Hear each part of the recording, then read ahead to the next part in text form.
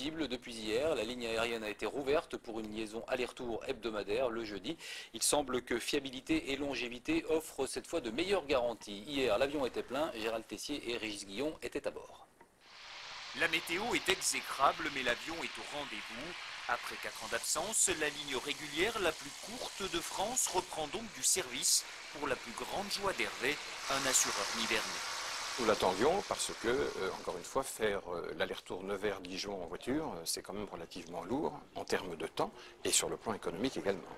31 minutes au lieu de 2h18 en train et près de 3 heures en voiture. Hervé n'a donc pas hésité à s'acquitter des 120 € aller-retour et il n'y a que 8 places que l'on s'arrache. L'espace est quand même un petit peu confiné, c'est un petit peu bruyant, mais par rapport aux avantages que procure ce trajet, on est bien quand même et c'est intéressant. À l'arrivée à Longwy, Hervé saute dans la navette offerte avec son billet direction le centre-ville de Dijon.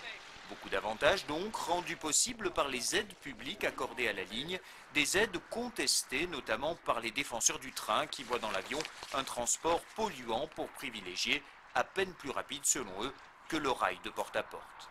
Ça coûte à peu près 300 € par passager. Comme les passagers payent que 120 €, ça veut dire que les 2/3 du prix sont payés par qui, devinez, par le contribuable. 18h30, retour à Nevers. L'avion est ainsi censé séduire chaque semaine son lot de chefs d'entreprise, fonctionnaires, profs, médecins ou élus. Surtout, on attend de lui une nouvelle image et un décollage économique pour l'Anière. J'ai trop entendu ici, depuis 15 mois, oui, nous sommes le cul de la Bourgogne. Bah écoutez, non. Je veux dire, il faut cesser de penser ça, il faut se donner les moyens d'être autre chose que le cul de la Bourgogne. La tête de la Bourgogne, Dijon donc, est aussi invitée à emprunter la ligne chaque jeudi et bientôt le mardi. Au moins 60% de remplissage sont espérés.